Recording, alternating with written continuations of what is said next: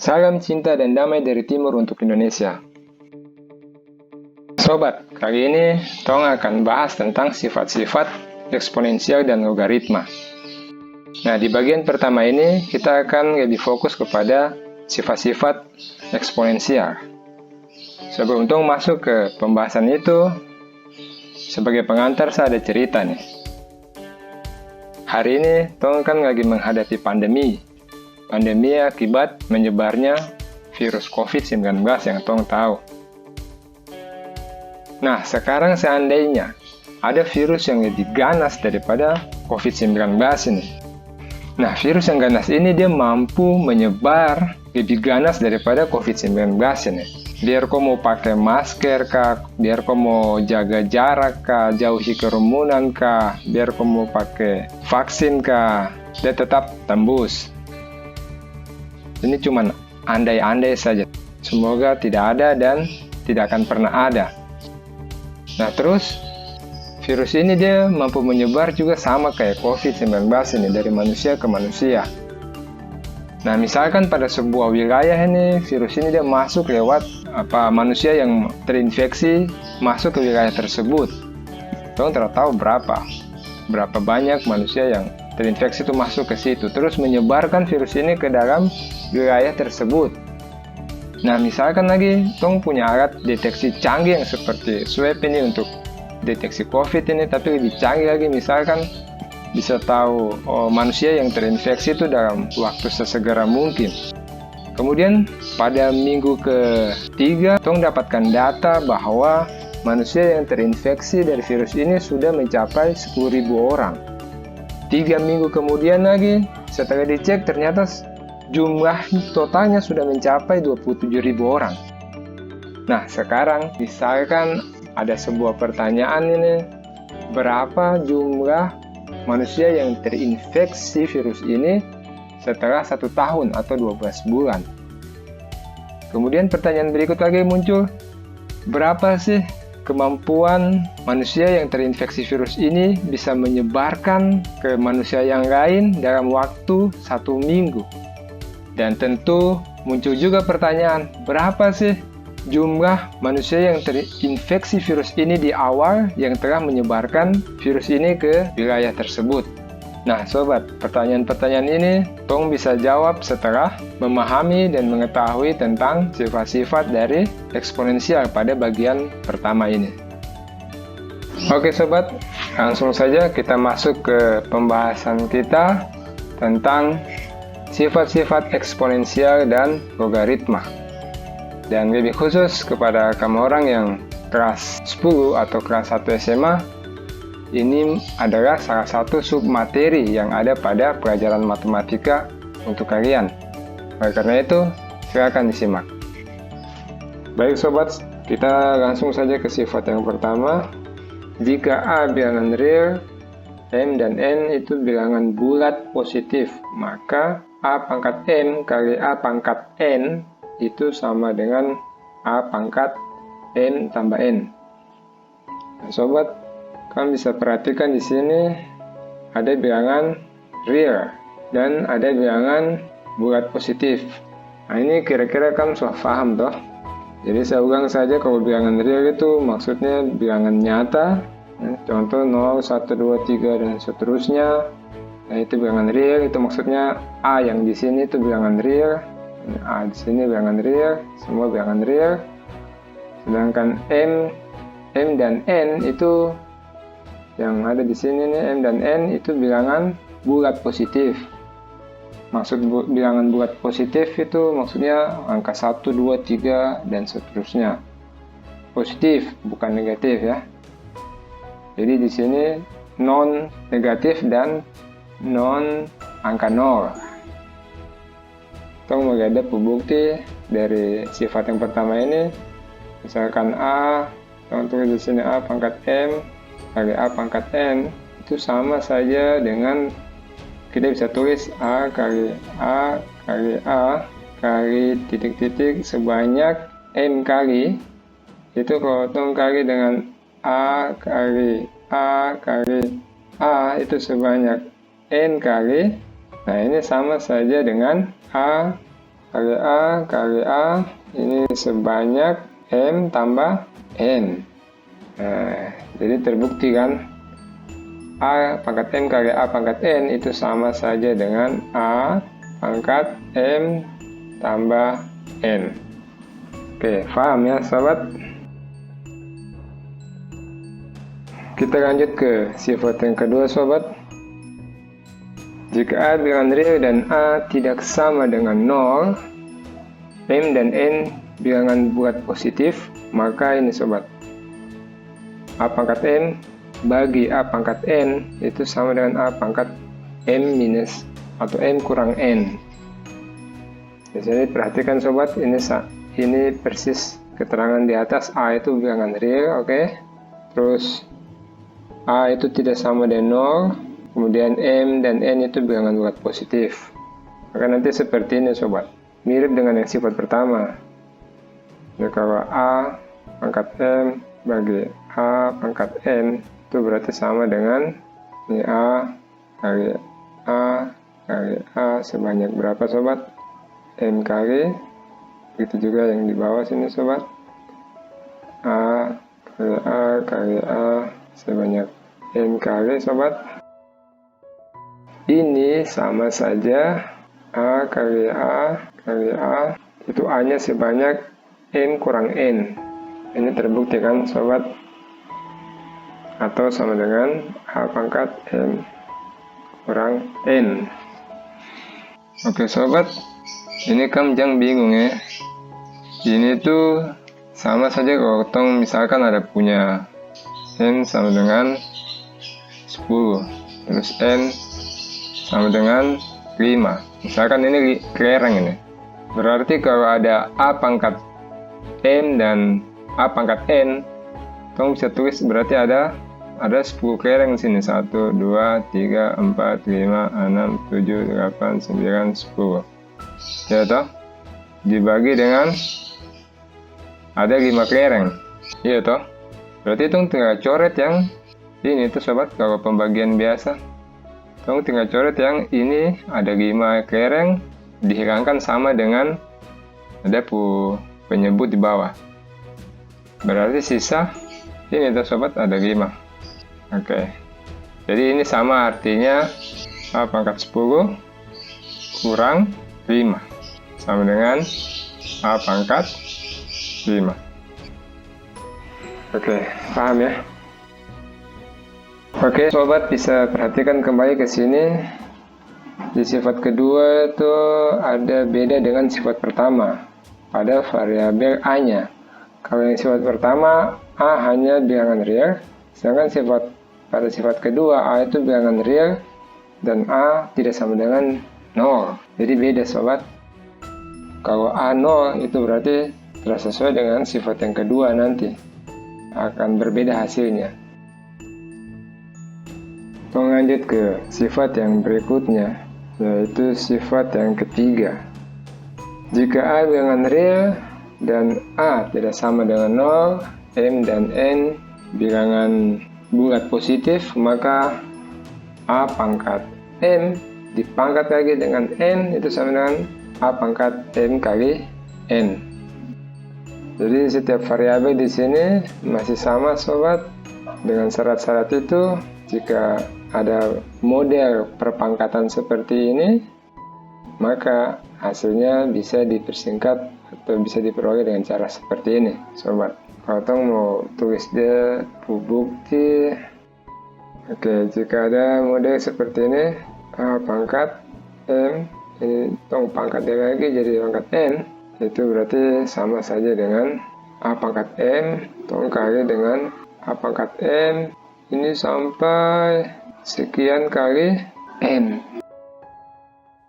Jadi A pangkat N dikali sampai sebanyak N kali. Kalau tong lebih jabarkan dia lagi, ini akan menjadi seperti ini sobat. A kali A itu sebanyak M kali sobat. Mode yang serupa ini sobat. Ini tong kali dia sampai berapa kali sobat? N kali sobat. Jadi kalau tong tulis DP hasil akhir berarti sama saja sobat. Ini menjadi A pangkat M kali N. Oke sobat, lanjut ke sifat yang keempat. A bilangan real dengan A lebih besar dari 0, P per N dan M per N itu bilangan pecahan dan N tidak sama dengan 0. Maka nanti bentuknya seperti ini sobat. A pangkat MN kali A pangkat P per N itu sama dengan A pangkat M plus P per N. Nah, ini sama dan hampir mirip dengan sifat yang pertama sobat. Bedanya hanya ini dia pangkat pecahan, bentuk pecahan. Tapi ingat, N itu harus N tidak sama dengan 0 sobat. Karena kalau N sama dengan 0, berarti dia pangkat ini pangkat tak berhingga. Karena segala sesuatu yang dibagi dengan 0 itu berarti tak terhingga. Nah, ini kalau kita lihat dari persamaan yang pertama, dari sifat yang pertama, ini sama saja A pangkat M per N dikali dengan A pangkat P per N, itu sama saja kan A pangkat M per N ditambah dengan P per N. Nah, ini sama saja kita dapatkan A pangkat M tambah P per N. Penjumlahan pecahan tahu semua toh. M per N plus P per N itu sama dengan M plus P per N. Atau juga bisa kalau tong mau pakai sifat yang ketiga, A pangkat M per N itu bisa tong kasih keluar A pangkat S per N di pangkat M. Begitu juga yang ini sobat. Jadi kalau tong tinggal kali dia seperti ini, A pangkat S per N lagi tutup kurung pangkat P. Nah, ini sama saja A pangkat M plus P per N ya toh. Berikut sifat kelima seperti ini sobat. Nah, ini hampir mirip saja dengan sifat yang empat. Bedanya hanya bentuk pangkat pecahannya ini sobat berbeda. Jadi dia penyebut ini tidak sama. Kalau yang di sifat 4 dia penyebut ini sama saja ya toh. Sifat yang kelima nih seperti ini, kalau dia penyebut tidak sama berarti dia pangkat, kalau ada bentuk seperti ini dia pangkat tinggal tong tambah saja seperti ini.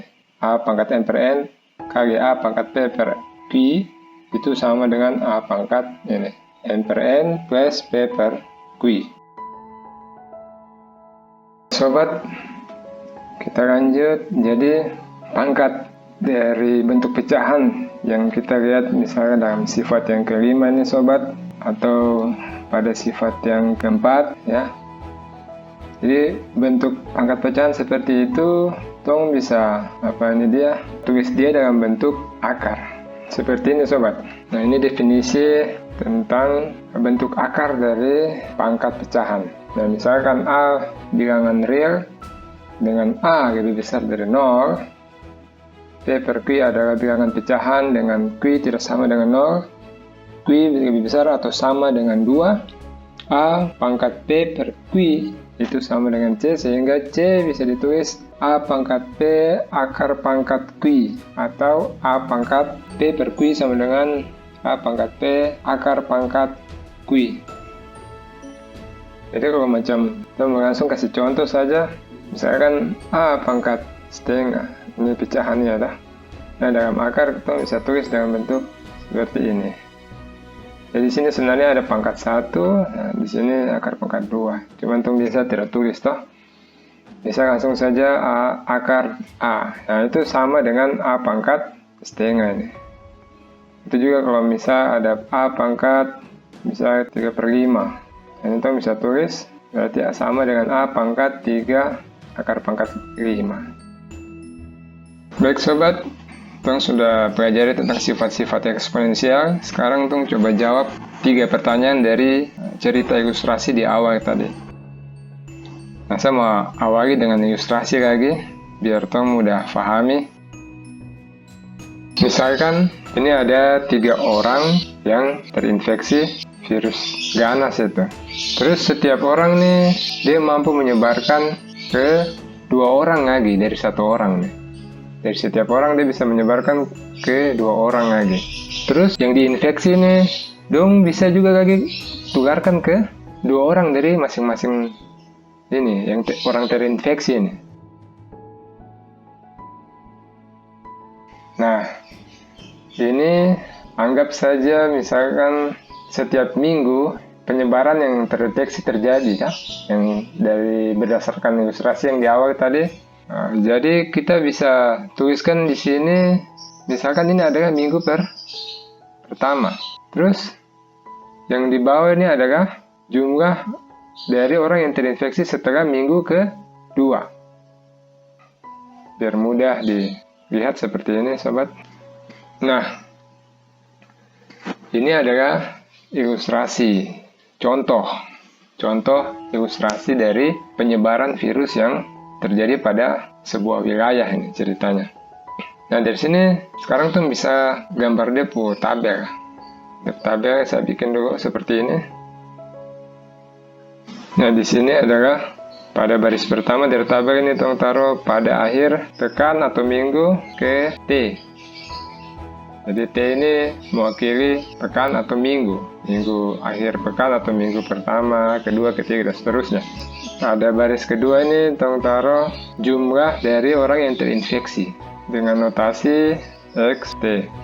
Nah, ini mulai dari 0, terus pada akhir pekan pertama, pekan kedua, ketiga, dan seterusnya. Terus sekolom dengan pekan 0 ini maksudnya belum selesai ya. Jadi maksudnya ini awal sebelum terhitung akhir pekan pertama. Di sini tolong notasikan X0, kemudian sebelahnya adalah R pangkat T X0. Berikutnya lagi sama, R pangkat T X0. Di sini juga sebenarnya ada R pangkat T, tapi tolong tanpa tulis juga sama saja karena R pangkat T di sini adalah yang di atas ini, T-nya 0 itu berarti 1 toh, berarti tanpa tolong tulis juga sebenarnya tidak masalah. Oke, kemudian dari sini tong bisa ambil atau tong bisa tuliskan berarti bentuk persamaan yang bisa digunakan untuk menghitung. Nah, bentuk persamaannya adalah menjadi XT itu sama dengan R pangkat T dikali dengan X0. Nah, sobat, saya mau jelaskan satu-satu dari notasi yang tong buat ini. Mulai dari yang awal, XT itu ini jumlah orang yang akan terinfeksi pada pekan pertama, kedua, ketiga, dan seterusnya.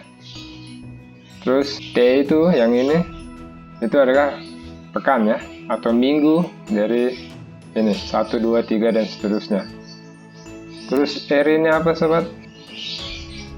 R itu adalah jumlah orang yang akan terinfeksi dari setiap orang yang terinfeksi dalam 1 pekan. Jadi ini saya mau kasih tahu contoh ilustrasi yang di atas ini cuma contoh. Jadi 1 orang dia bisa kasih sebar 2. Dalam 1 pekan 1 orang dia bisa sebar 2. Pekan berikutnya lagi begitu sama, 1 orang 2. Jadi dia total itu bertambah terus. Nah, ini bisa saja 1 orang 3, bisa saja 1 orang sebar jadi 4, jadi 5, bisa saja seperti itu. Tapi semua berlaku sama, setiap orang punya kemampuan yang sama semua dalam menyebarkan virus ke orang lain. Jumlah orang yang terinfeksi itu sama semua, seragam. Nah, R itu tadi sudah saya jelaskan jumlah orang yang akan terinfeksi dari orang yang terinfeksi dalam 1 minggu. Mungkin kita mau uraikan dalam kata-kata seperti ini. Nah, kira-kira seperti itu. Jumlah orang yang diinfeksi dalam 1 minggu oleh 1 orang yang terinfeksi. Terus, X0 itu apa, sobat? X0 ini adalah jumlah awal orang yang terinfeksi, yang masuk ke sebuah wilayah yang kita ilustrasikan di awal tadi. Jadi, X0 itu kira-kira yang ini, sobat. Dia bisa 3, bisa 4, bisa 5. Ini dalam ilustrasi di awal tadi tolong tertahu berapa. Ini cuma contoh saja. Nah, selanjutnya adalah dari mana rumus ini bisa diperoleh, sobat. Yang saya ada kasih lingkar nih. Nah, rumus ini tong bisa dapat dari ilustrasi di awal tadi nih sobat. Jadi kalau di sini XT-nya adalah berapa nih sobat? Pada minggu pertama, XT-nya adalah 6 ya. Berarti tong bisa tulis di sini XT 6 pada minggu pertama. Terus dia R berapa sobat? R-nya 2 ya. Terus dia X0 berapa? X0-nya adalah 3. Iya tak? Nah, sekarang tong tulis 6 itu sama dengan R-nya berapa? 2 pangkat 1 karena minggu pertama dikali dengan X0-nya dikali dengan 3. Jadi tong bisa tulis XT sama dengan apa? R pangkat T dikali dengan X0. Jadi pada minggu kedua lagi yang berikutnya tong masukkan dia nilai-nilai ini. XT-nya berarti ada berapa sobat? 12. Nanti akan mendapatkan bentuk persamaan yang sama dengan ini atau rumus yang sama dengan ini. Nah, itu asal rumus yang tadi tong jabarkan di bawah. Pada minggu kedua, XT sama dengan 12, R sama dengan 2, X0 sama dengan 3, T sama dengan kedua ya. Maka tong bisa tulis berarti 12 dengan 2 pangkat 2 kali dengan 3. Hasilnya sama dengan 12. Jadi bentuk persamaannya pun akan sama. Sekarang tong lanjut berarti tinggal menghitung pertanyaan-pertanyaan yang ada pada ilustrasi di awal tadi dengan menggunakan persamaan ini sobat. Yang ada bentuk eksponensialnya, makanya tong tadi belajar sifat-sifat eksponensial. Nah, di awal tadi yang tong ketahui ya, langsung saja tong tulis jumlah total orang yang terinfeksi virus yang ganas ini pada minggu ketiga adalah 10.000 ya. Jadi X3 karena pada minggu ketiga itu sama dengan R belum tong ketahui pangkat 3 kali X0 juga tong belum ketahui. X0 itu sama dengan 10.000. Terus pada 3 minggu kemudian jumlah orang yang terinfeksi totalnya menjadi 27.000. Berarti tong bisa tulis di sini. X keberapa kalau 3 minggu setelahnya lagi berarti 6 ya. X6 sama dengan R pangkat 6 kali X0 sama dengan 27.000. Nah, sekarang tinggal tong turunkan. Ini sama saja tong bisa tuliskan seperti ini sobat. R pangkat 6 kali X0 dibagi R pangkat 3 X0 itu sama dengan 27.000 bagi dengan 10.000. Nah, dalam sifat eksponensial yang tong sudah pelajari pembagian sebuah pangkat dengan cara mengurangi pangkat-pangkatnya. Sehingga tong bisa tulis di sini R pangkat 6 minus 3. Terus X0-nya ini tong bisa hapus karena ini sama saja dibagi berarti habis. Terus sama dengan 27.000 bagi 10.000 menjadi 27 atau menjadi R pangkat 3 ya sobat, sama dengan 27.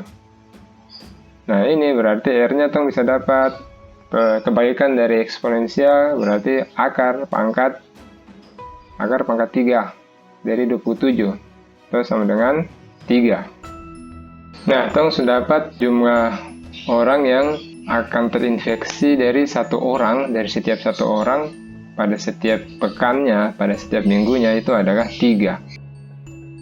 Nah, R-nya adalah 3.